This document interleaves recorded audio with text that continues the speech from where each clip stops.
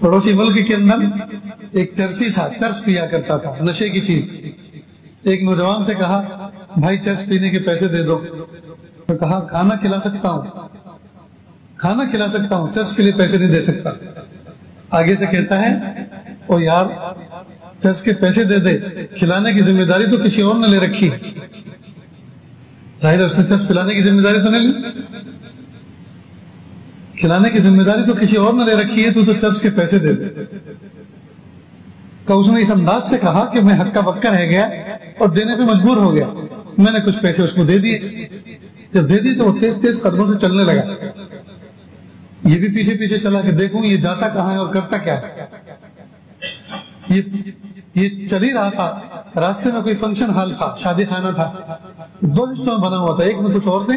بیٹھی تھی اور دوسرے میں مرد حضرات تھے، خوشیوں کا ماحول تھا، اور کھانا مردوں والے حصے سے سرو کیا جا رہا تھا عورتوں والے حصے کی طرف۔ تو ایک نوجوان ٹرے کے اندر بریانی لے کر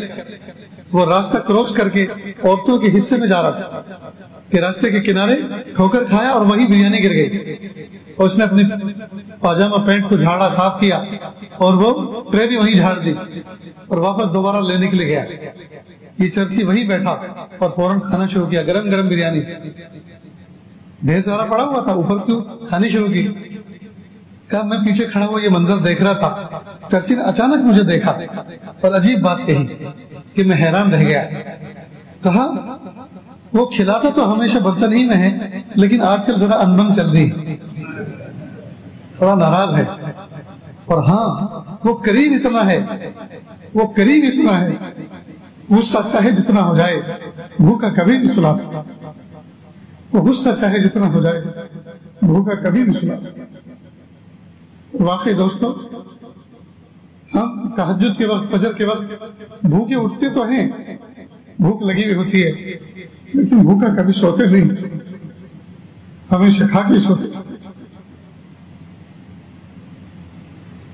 تو مجھے اور آپ کو دوستو اتنا قریب رب ملا ہے،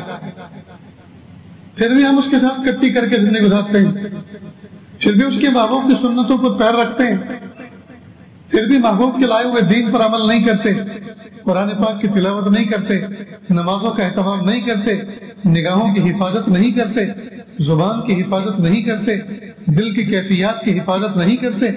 پھر بھی ہم بد اخلاقی کرتے ہیں، پھر بھی ہم گالی گلوچ کرتے ہیں، پھر بھی ہم ظلم کرتے ہیں،